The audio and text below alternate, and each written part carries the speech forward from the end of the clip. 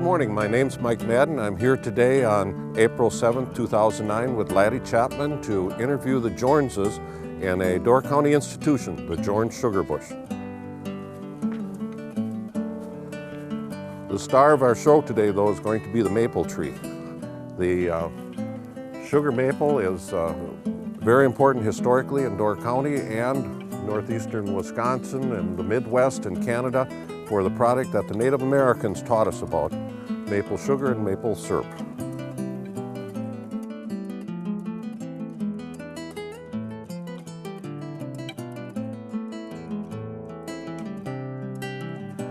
I'd like to introduce Roy Jorns.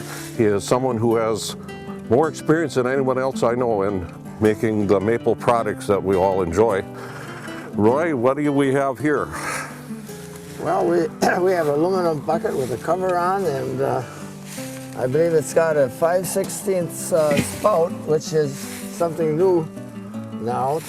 We're trying to get the trees to heal up faster, a smaller hole, and we found that they're practically the same volume coming out of there as with a bigger spout, so that's a plus. I've got several thousand that I've changed over, and I'm real happy about that. Well, that's good. The other spiles were at least a ½ inch hole you had to make, weren't they? Well, the last one were 7/16, but in my early days they were down to a ½ inch.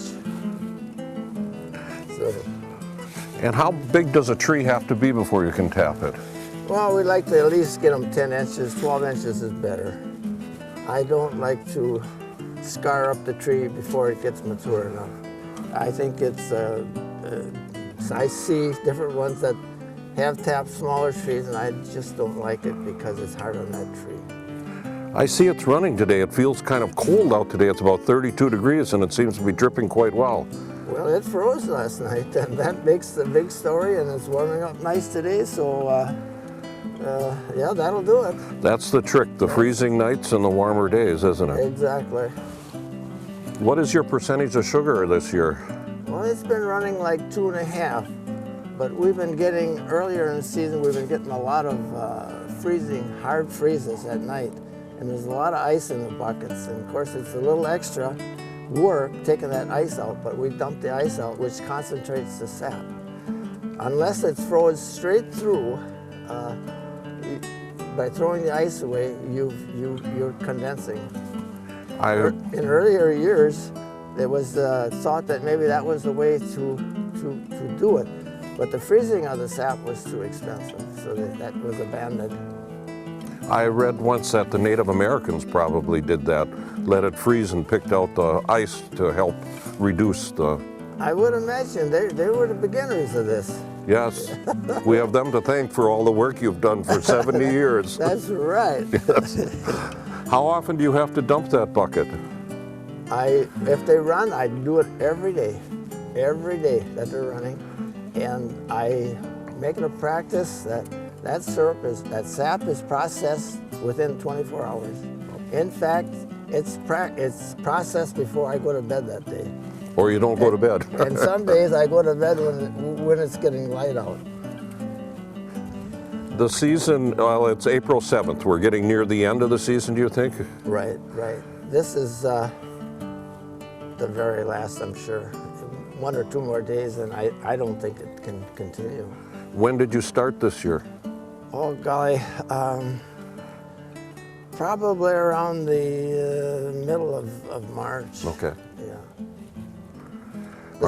The snow was terribly deep earlier.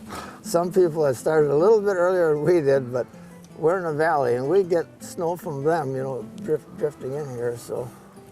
It's always exciting to start, but I bet near the end it's exciting for it to be over, too. Well, I'm today almost exhausted. I think we should mention, Roy, what is this part for? Well, that's a cover to keep the sap, keep the pail clean inside. There's bird droppings and bark, and and rainwater, So. Well, if it rains, it would make more work, I suppose, to... Well, yeah, and you get the coloration from the bark. You'd be making a darker syrup. So yeah, that's very important. I've seen where some sugar bushes are now using a lot of the plastic tubes. Do you do any of that? No, I don't. I thought about it, but I have about 6, 7 different woods, and the expense of the pumps in each woods would be quite out. And I will say, and I figure that we make the best syrup with the buckets. Every single bucket gets washed perfectly with bleach and packed away and air dried. And with tubing, if you get a sag, you know, that stays in there. And usually if they leave them hang, about 10 years life on that tubing. If they take them off and wash them, clean them good, and it costs a lot to do that. It's special pumps and that. You can probably get 20 years out of it. But it's not cheap either. So I have these by the thousands, so I'm at that age I don't think I want to change. No. You said you have about 1,000 buckets, or? Thousands. Thousands? Thousands. How many did you tap this year? Around 4,000 only. The snow was deep and the season was on, and you know how that works. That means you have to pick up 4,000 buckets almost every day? Yeah. That must be quite a job. Well, I've got a few guys. The cover's a little too far on, yeah. How far do you drill into the tree to put this spile in? Well, I don't like to overdo it because most of the sap is right close to the bark. And there's a little trick to driving that spout in, that you don't drive it in too far and, you know, and close off that cambium layer too tight. Or if you leave it too loose, your bucket will, of course, will fall off. So it's a kind of a touch and go in there, and you have to have the right feel and the right sound of that hammer. And you told me when you started you used the old brace and bit to put the hole in. What do you use now? Well, now we're using the DeWalt battery tappers, and they work well. Okay, a much type easier. of cordless power drill type. Right, right. Is there a certain height you should put these, or? Well, when you tap, you want to alternate the tapping zone. Like you should be up, and then you should stay away about 2 inches the next tapping year, and come down so that you don't build up a scarred area here. So, as I go around the tree, it's, you know. Okay, and you can tap them every year? Yeah. Oh yeah. I've seen well, in fact, my grandfather passed away in 1896, and I inherited his wooden buckets, 350 of his wooden buckets, and his spiles that were patented in 1884. Yeah, and I've tapped that woods every year since way back in the late 30s. So it really doesn't matter what side of the tree you put it on, or? Well, most people prefer the south side, at least for the beginning. As their trees maybe have been tapped 100 times, they might have to head toward the back. But if you have a large tree, and there again I want to emphasize that only one tap on a tree of this size. When you get like 15 inches, then you can put 2 on. But we don't want to overabuse that tree. So it is feasible you might have a tree in your sugar bush that's been tapped for 100 years. Oh, more than that. Yep. Well, that's exciting. Thank you, Roy. Yeah. Would you show us how you get the sap from the bucket to your sugar shack? What process you use? Well, I can do that. The tractors are right over there. Thank you.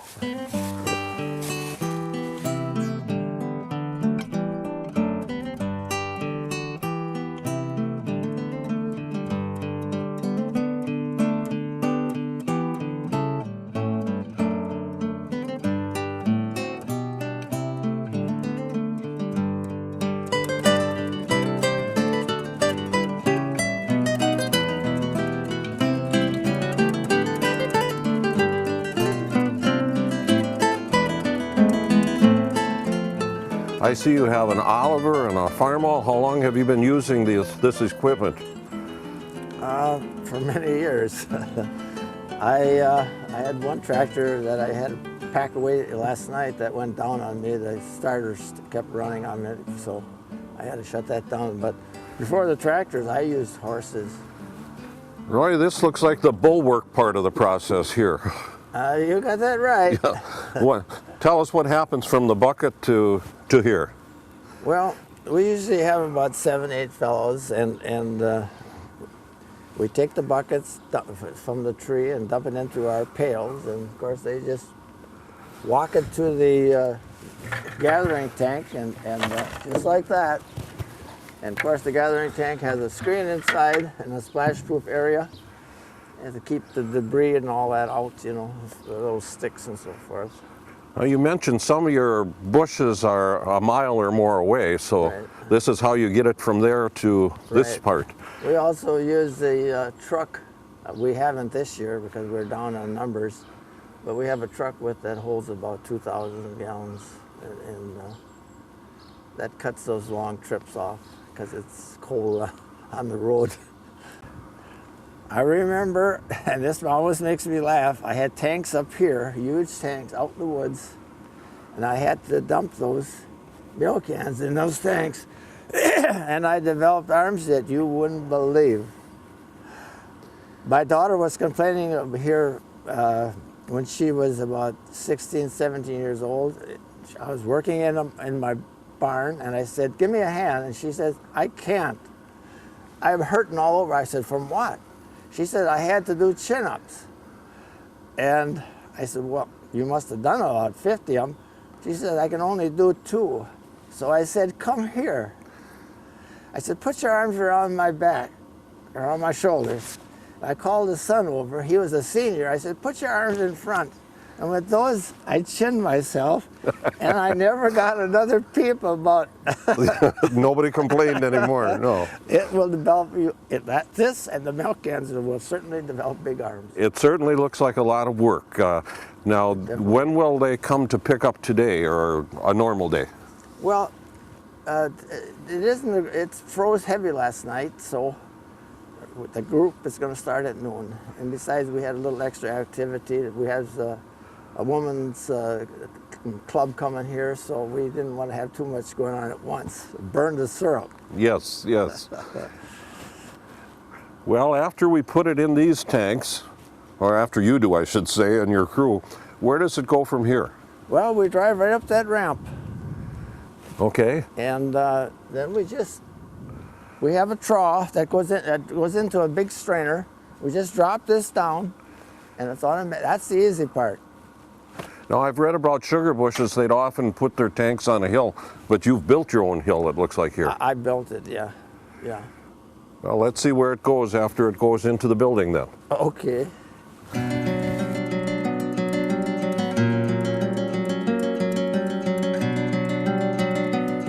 Okay, we're on the ramp now that Roy built to bring his tractor and tanks up. And from the tractor and tank, he is showing us how he sets up to fill up the indoor tanks.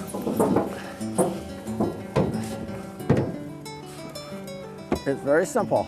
Yeah, it looks But it works. well organized, yes. Yeah. Yep.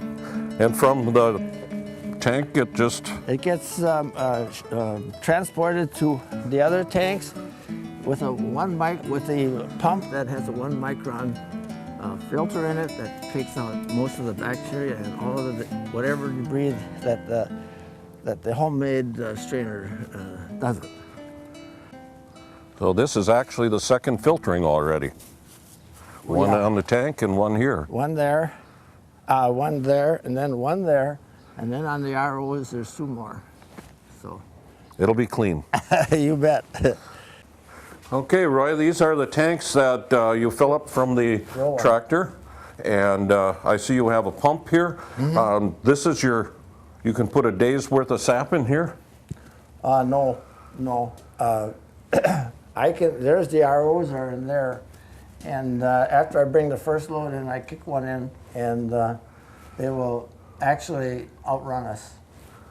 So you have to start the evaporator right away each day to... Well, I have I have 1,000 gallons up above, so that holds the concentrate. Now the ROs will take it down to that I only have to cook about 10 or 11 gallons. So that saves me a lot on the fuel. And it consumes this volume that's brought in here constantly. It just eats it right up.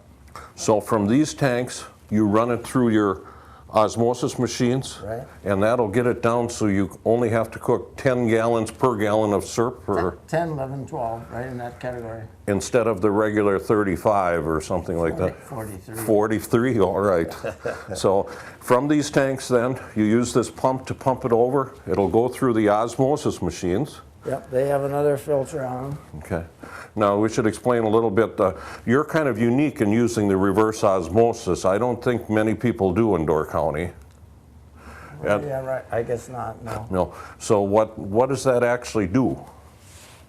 Well, it has a huge membrane in it with a lot of, and you're using a lot of pressure, and it's pushing the liquids, the sap through it, but it's able to separate the sugar from the water. And then from there it goes to a conventional evaporator. Right, right. All right, let's go look at that. Back in '77, I guess I think I was the first one in Wisconsin with an RO, and when I came home with the news that there was such a thing, I had followed a little bit up in Holland, Michigan. I was staying a little bit, I knew a little bit about it, and we just happened to have a young fellow at one of our meetings that was trying to demonstrate. He had a small scale model, and nobody paid any attention to him, so I happened to go over there and I said, "What do you have here?" He said, "I have an RO machine." Okay, I've read about that. And within a week I had one here. Now, RO means reverse osmosis, and right. at one of our meetings, what are we talking about? The meeting of the Institute meetings in the spring. the statewide maple syrup producer meeting? Right, right. All right. Right. Well, you were ahead of your time. Well, I don't know what happened back in there. There was a kind of the price of fuel went up so high, and I said to my family, I said, we have a choice. We can go back to wood, and we can sell just at the plant, or I've got a different idea. See, fuel oil had jumped from 11 cents way up to around $1 at that time, and we thought that was terrible. Last year I paid $4.19 a dollar. But anyway, they outvoted me. The son and the wife said, "Let's go." So, okay, I'm a Democratic fellow. Yes. So I went down and I bought one, you know. And had it made to our specs, and yeah, it was fun. Well, this is the reverse osmosis machines Right. that we're standing among here. And the idea behind this is with pressure, they push the sap through filters. Is that right? Through a membrane. And the membrane's in this part right here? And that, yeah, right. Now, this will then evidently pick up a more concentrated liquid, When it comes out of there, it will be concentrated. Yeah. and it separates what's left over from, other than this, is just water, I would imagine. Water, and that runs 200 feet down into the woods, in the woods. Oh, okay. This almost looks like a filter on a water machine, too. Is another Right, filtering right. process? That's another filter for the sap to protect the membrane. The membrane is very, very fussy. There's a lot of care it has to be done with this machine. It's got to be kept warm year-round, and the membranes are not cheap. They run anywhere up to $3,000 a piece. So yeah, you have to take good care of it. You have to spend about 2.5, 3 hours at night cleaning that membrane. Okay, from this spot, then, we go to the evaporator. Okay. Okay, Roland, this is your evaporator. It looks like a pretty good size one here. Yeah, 4 by 16. 4 by 16 feet. Right. Okay. And inside that evaporator, there's different channels. Right. Syrup the concentrated syrup is going through. Right. This is the flue pan. It's 10 foot. My flue, you know, it has this sap gets between the different channels in there, and the fire also goes on each side of that, so it picks up a lot of heat that way. And you fuel this with fuel oil now? Fuel oil, right? I imagine you started with wood. I did, and I did it all myself. I changed it needed a larger area for the fuel oil. So you rebuilt the original evaporator into this one. Right. There's a lot of stainless steel here. Yeah, those pans are expensive. Yeah. And we have some last bit of filtering going on here. Mm-hmm. And you said it's so dark because this is the bottom of the pan. This is the bottom of the bottom of the season. The sap has turned cloudy, and that's something I don't like, because I always pride myself in the very lightest. People sometimes hate me for saying that, but that's the way I am. But it is the end of the season too, and the end, right. Color changes at the end of the year. Now, you mentioned that you do both selling to the public, and you do some commercial sales to people that... Yeah, we retail and wholesale. Okay, and this will probably go to the... Restaurants and things like that, okay. How long is the sap in here? Not very long, because with the ROs, I can knock out 25, 30 gallons an hour. Okay, so the concentrated sap from the reverse osmosis comes into here, and you can do 25 gallons, 35 an hour? Yeah. How many gallons do you do in an average day through this machine? I don't have to run it too many hours. I usually put in one shift or two shifts, and I run a 55-gallon barrel with some left over on each shift, so I can run about, well, one day I ran 150 gallons. 150 gallons. That's amazing. Well, it's different than what it was when I cooked out in the woods. I was going to say, your grandfather wouldn't believe this, would he? Well, I got his kettle outside there. Oh, gee, we'll have to look at that. The poor guy, he must have thought he had the world on a tail on that, but you know, it was slow. I usually, in the past, when I was cooked out in the woods and I was small, I would think maybe I was lucky to cook down about 30 gallons an hour. But with the ROs and this, I think I can process about 1,400 gallons an hour. Oh my goodness. That's unbelievable. Yeah. I think 30 gallons an hour is unbelievable. So. Well, that was the hard way of doing things years ago. Is this a digital readout that tells us something right. here? That's right. You can get it right to a tenth of a point. So you don't have to use a hydrometer anymore or a thermometer? I do the set that every morning, and I have to boil water. When I find the boiling point of water, I add 7.2 degrees higher, and that's the perfect syrup then. So you start out by using the old syrup cup and hydrometer to decide what the... I double check. I leave it, I take it off at about a few degrees above the red mark, because it's going to evaporate in here while it's cooling, and then it will be pumped into that little tank behind you, which holds 55 gallons or better, and there it's brought to the exact point. Then I boil water again, and I get the exact point. Otherwise, here I'm taking it off 2 degrees less than the exact point. Why is it so important to get it to that exact point? Well, you have to have 66 bricks. Otherwise, it's illegal syrup. Okay. And it's fussy. You get it too much higher than that, 66, 67, 68 is kind of hitting the top. 69, you'll get a lot of rock candy. Okay, so if you get it too thick, then it'll start to crystallize on you, and that's not good either. That's not good. All right. You're giving the customer, you know, more than his share, and he's going to have a hard time with that crystal. But I'd rather have it over than under. Yes, yes.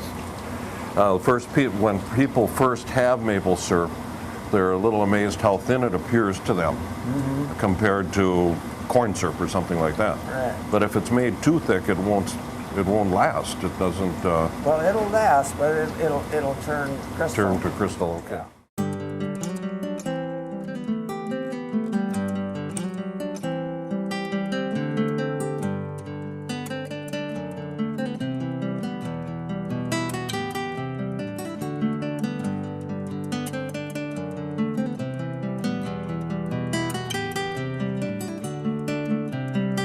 Okay, from the time it comes out of the machine now, it looks like this is a storage tank. Where does it go from here? Well, right now it has these cloth filters. It will take out the sugar sand, and when I figure there's enough for a 55-gallon barrel, I will then pump it into the finishing cooker, and then again I'll set this control unit to the exact point, and it will go to the 10th of a point. And when that instrument shows that it is perfect syrup, I will then open the valve from the tank and run it through the pressure filter, which will take out 100% of any sugar sand that's left in the syrup. Well, and this year it's got to be one of the highest sugar years I've ever experienced. More sugar sand this year than I've ever seen. Okay, sugar sand is a term that some people might not understand. What is sugar sand? Well, it's a real fine sand. You don't see it in the sap. It's invisible. But at about, and I'm guessing at this, I think at about 62-63% bricks, sugar, that it is formed, and you start to see it then. And it's a natural thing, and it's in everyone's sap, but it's not desirable to have it in your bottle. So it is a gritty. I've made some syrup in the old-fashioned way, and on the bottom of the jar, after a while, that's where it settles down. It's gritty. Yeah, it's actually a gritty silicone-like sand. Right. But you finish it here and you push it through this filter. 1, 2, 3, 4, 5, 6, 7, 8 special filters. There's 16 altogether, but because I don't want to use up too many papers, and I want to keep it fresh always, I'm only using half of that capacity. So it's pressurized, pushed through there. Right. Then it's ready to bottle if you want to bottle. Yeah, I take that hose, where it expels the syrup, and I just stick it in the barrels. Okay. And hopefully I don't run them over. So it's stored in the barrels till it's time to put it in the bottle. Right. It's hard when you get bigger operation to figure out what is going to move. So that's one of the reasons we do it. Besides, it'd be too hectic to do it all at one time, the bottling. So the barrels make it easy. See. And we can keep it for 2-3 years if we have to that way. It gets put in there the same temperature that it's boiling at in that tank. Everything's sterile and. Oh yeah, at that degree it certainly is. Yes. And what degree is that? 200 and. Well, that could go all the way up to 217, depending on the barometric pressure of the water boil at that particular time. So that's why you check the barometric pressure boiling point every day. Yeah. With that. Right.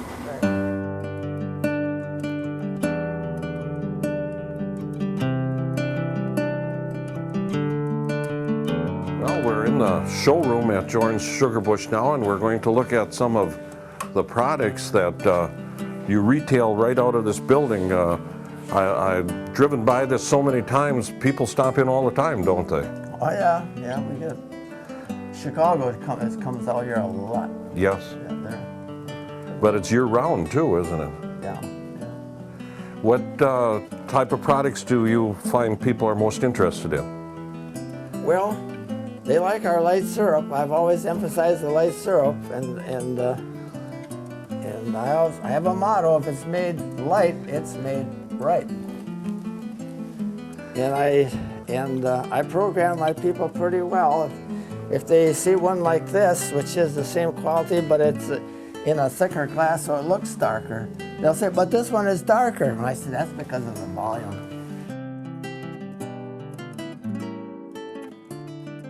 When it's that color, it's the very best. We always used to call it first run, but you can do that with your equipment a good part of the season. Yeah, except when it turns cloudy, you know. Which is this time of year. The last day, you know, then it's pretty hard. The evaporator is coated and the sand gets darker, so.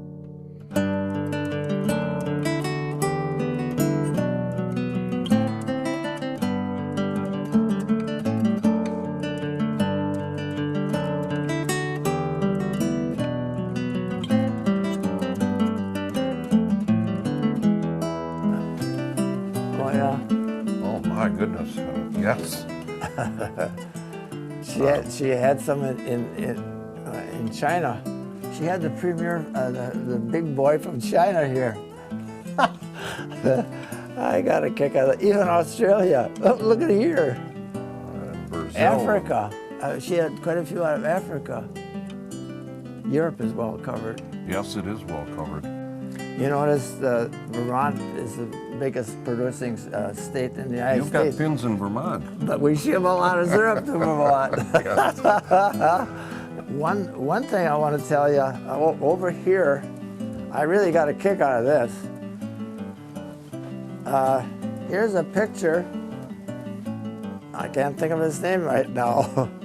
He's a Russian that I gave syrup to Khrushchev. Wait a minute, or is it Gorbachev? Not Khrushchev. But that was Major General Solenko.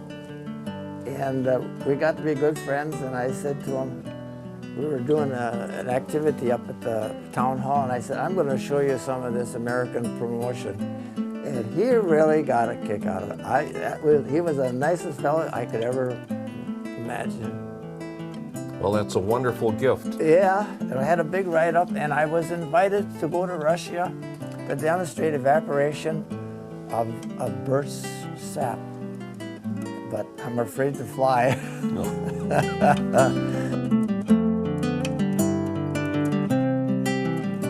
We're standing here next to the kettle that Roland's grandfather started this family tradition back in the mid-1800s.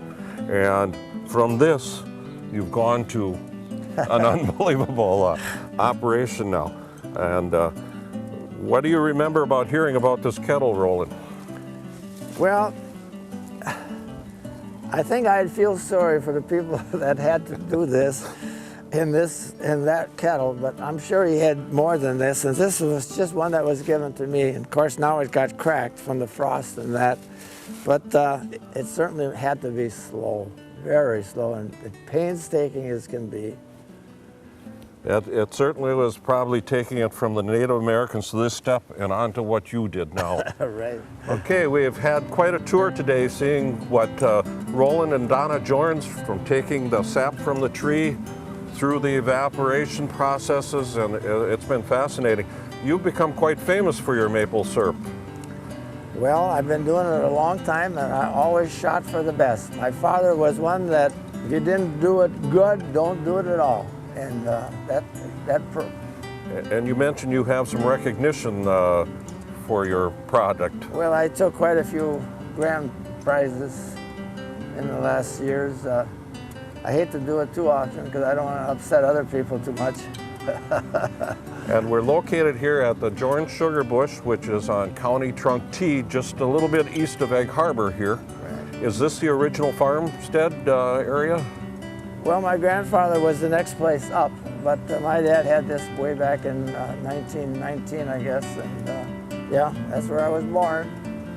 Well, we've seen some history and some quality today, and thank you very much for showing us what goes on here. Well, it's been a pleasure. I had a lot of fun doing this. Thank you.